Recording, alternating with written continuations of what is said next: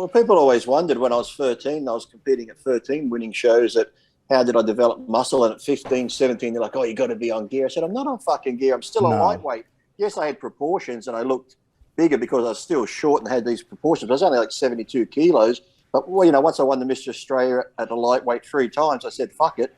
I'm taking gear. So at 19, when I took it, I put on 20 pounds in fucking 6 weeks. And if you see a photo of me at 19 at the beginning of the year and a photo of me 19 at the end of the year, I've gone from like a lightweight to a little miniature Dorian Yates looking characters. You know what it is, Lee? You know what it is that people, they can't wrap their head around someone looking like that at 13 when it's so far removed from what they could ever imagine they could do. Yeah, exactly. So they have to just ascribe it to some chemical. They can't wrap their heads around it. They always go like, well, I didn't look like that, so if I can't do it, if I can't do it, you didn't do it either. Well, Dave, that's why when you and I talk, we have a kinship, because we both don't have the genetics really to be great bodybuilders, but we, through willpower, nutrition, training, gear, we kind of made ourselves bodybuilders. Right? I really forged every fiber of muscle that I had. I created from nothing.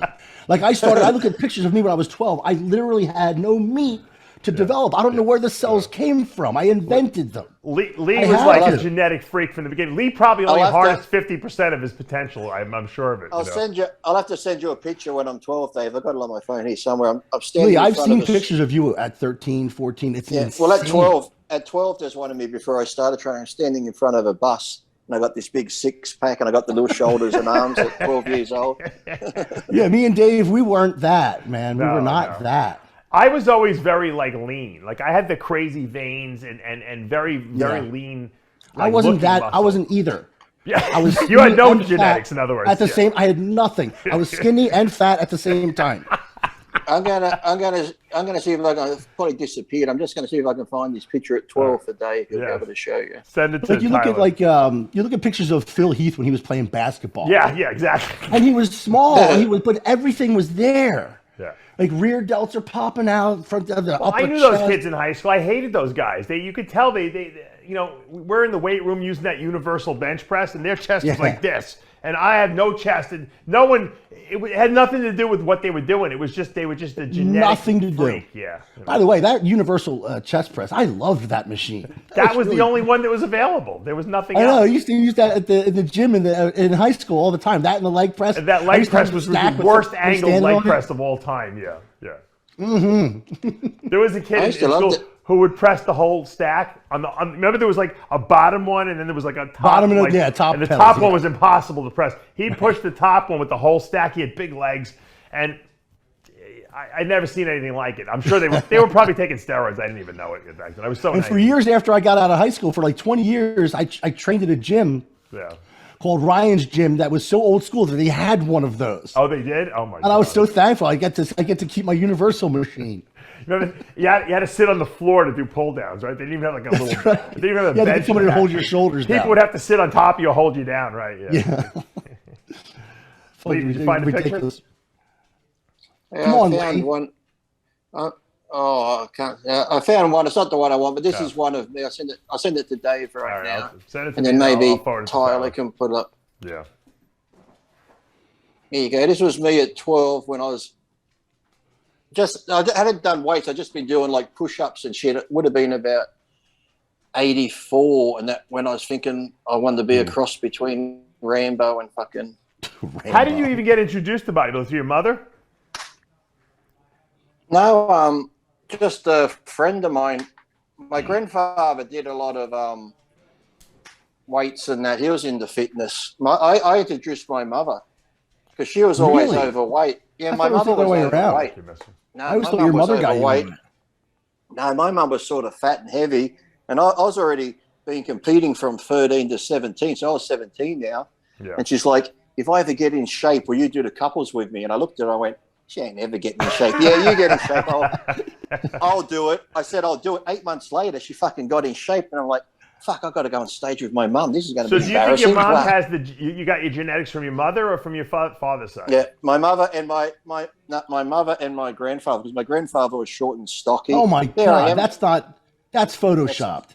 No, that's 12. That's Well, 12 then you're definitely years running. old. You're running gear, and that's Photoshop and filter. Dave looked like that after like 1,000 milligrams of test a week. Dude, I swear I didn't look like that till my 20s.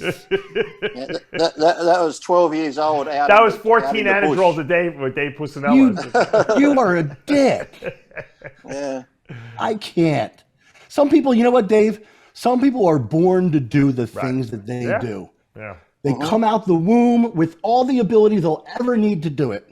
Ronnie That's what I tell a lot of young guys too. And these young guys go, I want to be a pro bodybuilder. I want to do this. I want to do that. I said, look, I always say, look, even if you've got the genetics, you can probably get there. But I said, listen, if you have the genetics and you train right, you eat, you sleep, and then I say, you know you'll be born to do it, because you've seen them. Those guys who are born to be bodybuilders, they just touch a weight and they start fucking growing muscle.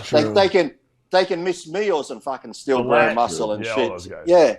You know, my father always says, Dave, I wonder what would have happened if you would put the exact amount of energy and time and effort into playing the piano as you did in bodybuilding. I said, Dad, I would have been literally a concert pianist. I used to say that. I used to say that sometimes. I'd be thinking, the amount of time and effort I've put into bodybuilding, if I did that in some sort of business, medical, or millions of dollars. But you know what? No, you wouldn't have, because you wouldn't have enjoyed yourself, so you would not have ever put that kind of passion and effort. Yeah, but it's an if. It's a hypothetical, Dave. Now, but you actually are a good. You like to play the piano. So yeah, see, that's discovered a valid point. Like people say to me, my wife always tells me, if you would have gone to stick with medical school and become a doctor, you would have been a great doctor.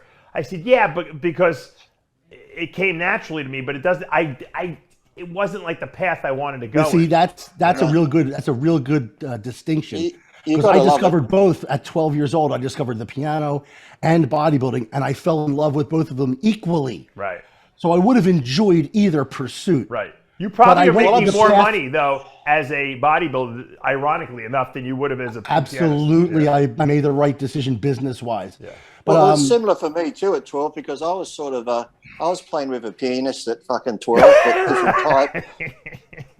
And I was good at that. I don't know. People missed that. I went over their heads, yeah. Well, with OnlyFans, you've only had OnlyFans back then. I could have been great at it. Jesus. OnlyFans. You know? Yeah, I heard they're getting rid of the porn. I heard they're getting rid of the porn on that. No, they tried to, but then they had to bring it back because it just failed. Huge That's all it is porn. That'd be like saying that Instagram can't show girls' titties and asses. The place would collapse. Yeah, right.